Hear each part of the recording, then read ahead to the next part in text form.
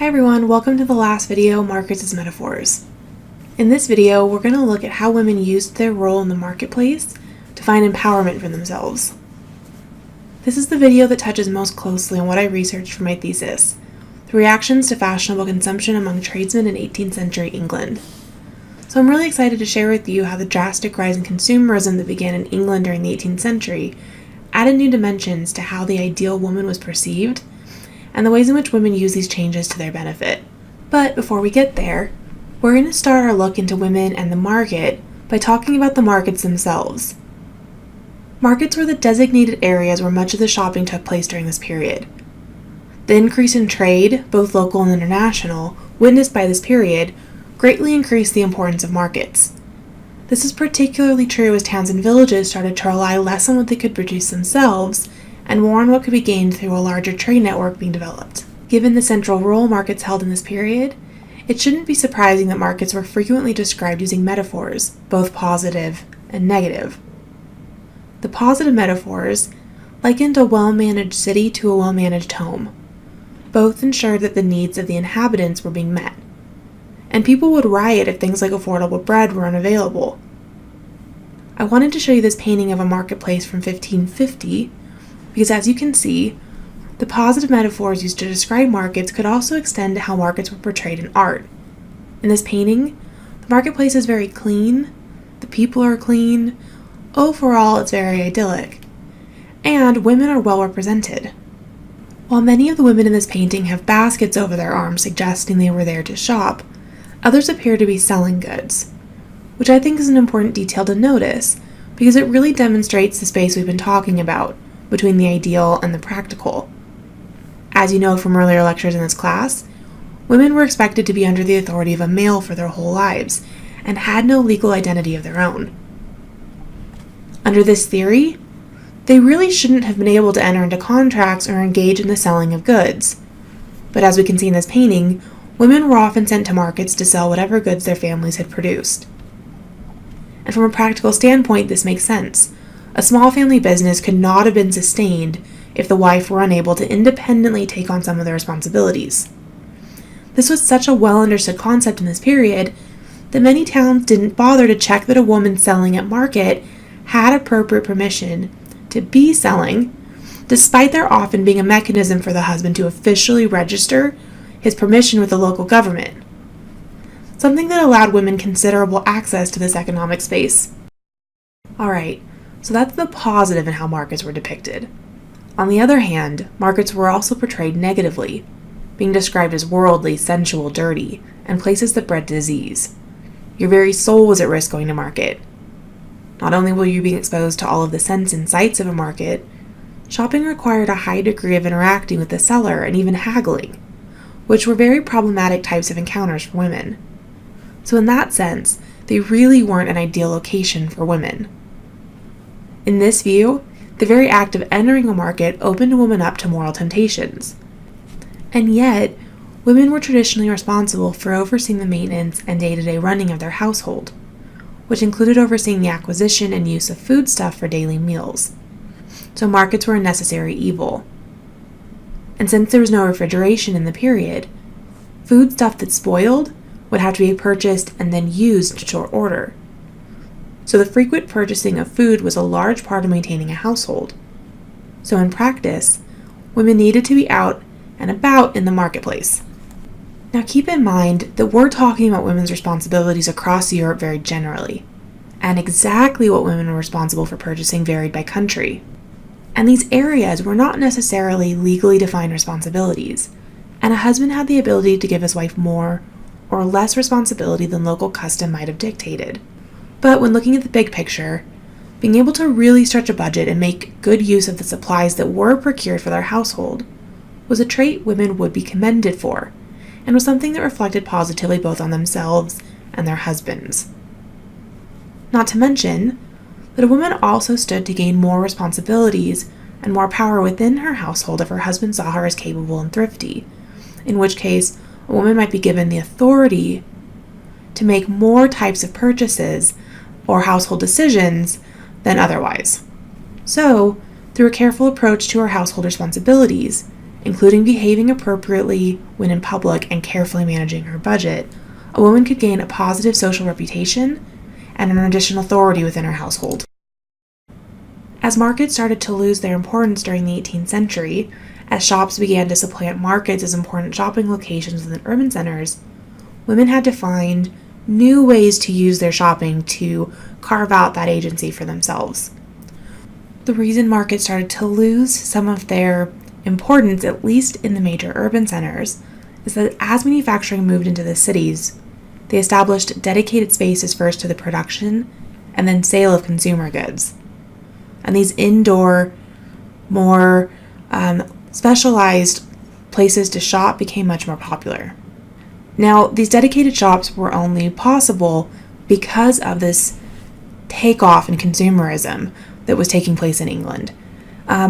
This expansion of consumerism can be traced to the tail end of the 17th century, when there was a boom in the popularity of calico from India. Calico is a lightweight fabric, often made out of cotton, that was stamped with a pattern after the cloth was finished.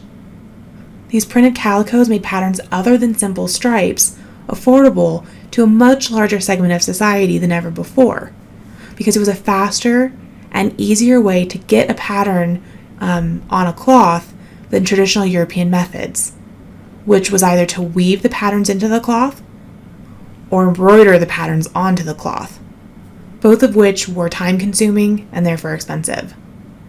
And as you can see from the image on your screen, printed calicos could be quite elaborate. After a while, people in England recognized that the absolutely fervent demand for calico might extend to other, more affordable versions of consumer items. And they were right.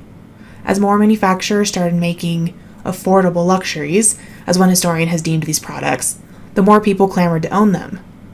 These changes in consumerism were so significant, historians have deemed this consumer boom in England as marking the first true consumer culture. And contemporaries recognized how substantial these changes were. A French visitor to London wrote home that he was amazed by the shop fronts, the lit streets, and the amount of people out and about. So this was something that was recognizable as being different. For the first time, mass amounts of people were owning things like teapots, dishes, serving utensils, musical instruments. They had homes that were fully furnished. They were able to purchase fashionable clothing items and accessories. And when new trends came out, often they were able to update what they were wearing. Even foodstuffs like tea and sugar all became highly sought after. These changes to consumeristic behaviors ultimately created new social behaviors. Things like a dramatic increase in reading and the development of ladies' meeting for afternoon tea. In fact, the dramatic rise in the importation of sugar can largely be attributed to the advent of women lingering over sweetened tea and cakes with friends, which, when you think about the significant labor and trade system it took to bring sugar to England, is not a small deal. And as this consumer boom really took off, storekeepers in London started to take steps to capitalize on the demand for goods. And the advent of window displays, which were intended to catch a shopper's eye and draw people into the store, originated from this period. There's a great story from the early days of these shop displays that I feel really highlights the perceived role that women played in this emerging consumerism. On March 9, 1710, The Tatler, a highly influential publication that sought to help its readers navigate the changing social norms and behave morally, ran what they called an advertisement for a shoemaker's shop, located in a high-class shopping district called the Pall Mall. The store window in question had fine wrought ladies' shoes and slippers put out to view, which create irregular thoughts and desires in the youth of this nation. The complaint went on to specify a green pair of lace slippers as being particularly inappropriate, and demanded the shopkeeper remove these very private items from public view. Now, I think it seems unlikely that the shoemaker would have been unaware that his display of women's shoes crossed a line regarding public sentiments of decency. It seems more likely to me that he was willing to risk public censure to catch the eye of the women he hoped would buy his product, which again, I think speaks volumes about the central role women were perceived to have played in the expansion of consumerism. And in fact, almost immediately, consumer behavior started being gendered female. Authors were writing about lady credit and women as the frivolous creatures out shopping and pushing their husbands to make more money to get them access to a more privileged life. In actuality, there have been several very convincing studies that show that men were far more likely to outspend women on fashionable items. But nevertheless, in the period, shopping was depicted as a female weakness. And so, the way the ideal woman was depicted shifted. Conflict literature written for women focused heavily on how the ideal woman would be class appropriate. For a woman in the emerging middle class, with some economic stability, but not the ability to live off passive income like the nobility, this included learning her husband's trade so that she could manage the business in case of illness or death, acting with economy, so repurposing clothing items, being thrifty in how she spent her money, and avoiding the trappings of a higher class, which included buying appropriate food items. So in other words, not lingering over tea with friends, or adopting other things that could have been seen as the hallmarks of what should belong to the nobility. This new view of women fully embraced that a woman would be and should be working and shopping in public, but emphasized decorum and moderation.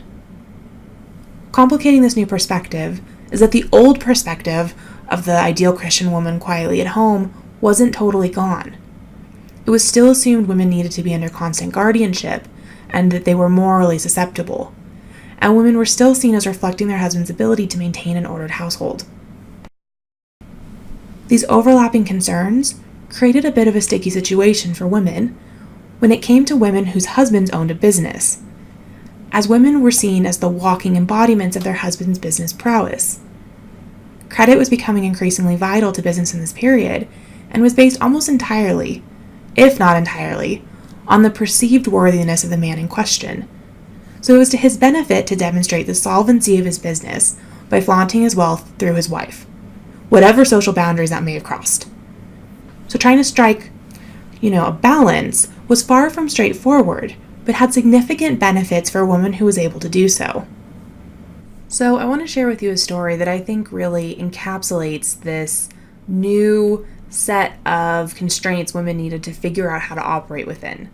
So the story comes from an 18th century publication titled The Wife, which was a conduct manual aimed at elucidating the proper behaviors a wife should strive for. The Wife was written by Eliza Haywood, the author of a popular periodical for women titled The Female Spectator. So the story I want to share with you goes something like this. There was the wife of a military officer who never spent the full amount of money her husband gave her each week for their food purchases. The connotation is that she was such a thrifty shopper, she was able to feed her husband in the way he expected he would be getting fed given how much he was budgeting, without needing to spend the full amount. And she was able to take that extra money and put it away. Not spend it on herself, stick it in a drawer and hang on to it. So, when her husband came home somewhat flustered that he was going to be reviewed by his commanding officers and couldn't get dressed in a way that he thought would commend him, she was able to run out and with her savings buy him a diamond and enamel decoration for his hat so he would have a more fashionable and overall commanding look. While the husband was shocked at first that she would make such a large purchase without his permission, when she explained that she was able to afford it completely out of her savings from the grocery budget, he declared he loved her even more than before, and when he was spending time with the officers reviewing him, bragged about his wife. And the story ends by saying all of the bachelors present commented that they would marry in short order if they could only find a woman like he had married. So as you can see, it's a little bit of a silly story, and definitely a little bit overdrawn to really get the point across to the readers. But nevertheless, it demonstrates this ideal women were striving for, to be class appropriate and shop wisely, and really gives the sense that there were tangible benefits for doing so. That women could not only change the way they were viewed by society, they could, improve their social reputation, but they could really garner their husband's esteem by behaving this way, which ultimately would just lead to more trust, more authority, and an improved place in the household. So that really covers what I was hoping to get across in this discussion of women and their role in the markets, particularly in how they used their purchasing power. But I did have one more thing I wanted to share with you. So for anyone who's doubting that by the 18th century, the traditional idea of women as morally suspect and really needing to remain close to home. So for anyone doubting that that was still present, I have a quote I want to share with you. So the quote goes like this: "A youth may be set afloat in the world as soon as he has got a trade in his head. A girl is such a tender, ticklish plant to rear that there is no permitting her out of leading strings until she is bound to a husband." This quote was written by R. Campbell in 1742 as a part of his expose on the various trades in London and which ones were suitable for children of well-mannered, well-meaning parents. So I want to unpack what this quote is saying a little bit, because I have a feeling many of you aren't familiar with leading strings. And to me, that's the part that's just so wild about this quote. So if you see the images on your screen, the one on the left shows a woman walking her toddler. And you can see that she has him attached to almost a leash, something that shows she can still, while standing up fairly upright, she can still be helping him as he learns to walk. Those are leading strings. So this quote is saying that a girl can't ever be let out of her leading strings. She always needs to be attached to her parents. And if you look on the right, we have a picture of a bodice for an adolescent girl, maybe somewhere around 10 or 12, definitely past learning how to walk. And there's those elongated pieces of fabric coming off of the shoulders. Those were stylized leading strings. They demonstrated that the girl was unmarried and still living at home. Not every adolescent girl would have worn those, but many families chose to keep them as a part of the girl's clothing. So this quote is literally saying that girls are never able to be detached from their parents until they're safely in their husband's household.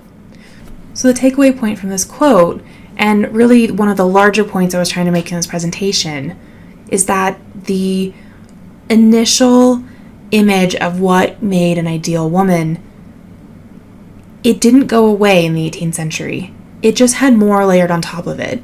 And women had new potential, yes, but also new constraints to work within. And that it's really important to recognize the ways in which women maneuvered within these constraints. And on that note, I'm going to end our presentations for today. Thank you for watching the 3 videos. I just want to reiterate that if you have any questions, please feel free to email me. And other than that, thanks again.